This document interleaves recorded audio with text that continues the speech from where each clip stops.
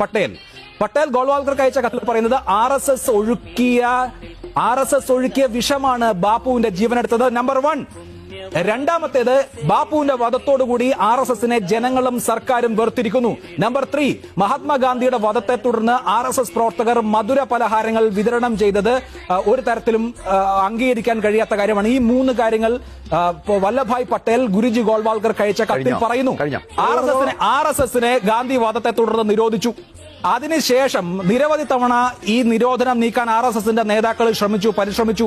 സർദാർ പട്ടേൽ ഗോൾവാൾക്കർക്ക് എഴുതിയ കത്തും ശ്യാമപ്രസാദ് മുഖർജിക്ക് എഴുതിയ കത്തും ചരിത്രരേഖയാണ്. അതിപ്പോ പുസ്തകമായി പ്രസിദ്ധീകരിക്കപ്പെട്ടിട്ടുണ്ട്.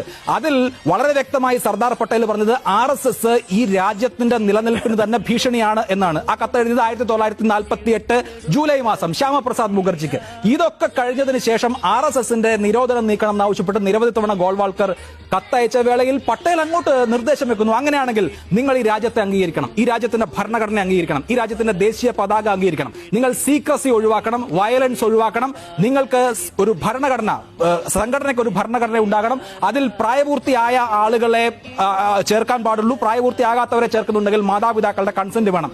ഇങ്ങനെ ഒരു അണ്ടർടേക്കിംഗ് എഴുതി തരുവാണെങ്കിൽ നിരോധനം നീക്കാമെന്ന് പട്ടേൽ പറയുന്നു. ഇല്ല, കഴിഞ്ഞില്ല. അതിന് ഗോൾവാൾക്കർ വഴങ്ങുന്നില്ല.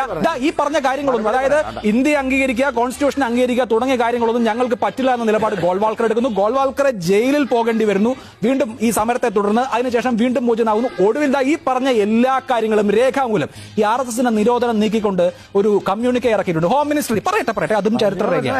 അല്ലല്ല, ഹോം മിനിസ്ട്രി കമ്മ്യൂണിക്കെ ഇറക്കിയിട്ടുണ്ട്. അതിൽ RSSന്റെ നിരോധനം നീക്കിയത് നിങ്ങളുടെ രണ്ടാമത്തെ സർ സംഘചാലകത ഈ പറഞ്ഞ കാര്യങ്ങളൊക്കെ ഞങ്ങൾ കേട്ടോളാം എന്ന് എഴുതി കൊടുത്തതിന്റെ ഗോൾവാൾക്കറുടെ അണ്ടർടേക്കിംഗിന്റെ അടിസ്ഥാനത്തിലാണ് RSSന്റെ നിരോധനം നീക്കിയത്. ഇല്ല, ഗാന്ധി വധത്തിലെ പങ്ക് അല്ലല്ല, ഗാന്ധി വധത്തിലെ പങ്കില്ല എന്ന് ബോധ്യമായതിന്റെ അടിസ്ഥാനത്തിലല്ല. ഞാൻ മറുപടി പറയാൻ എനിക്ക് സമയം. പട്ടേൽ പറഞ്ഞ എല്ലാ കാര്യങ്ങളും അംഗീകരിച്ചോളാം സാർ, ഞങ്ങൾ ഇനി നന്നായിക്കോളാം എന്ന് എഴുതി ഗോൾവാൾക്കർ ഒപ്പിട്ട് കൊടുത്തതിന്റെ ഭാഗമായിട്ടാണ് നിങ്ങളുടെ നിരോധനം നീക്കിയത്.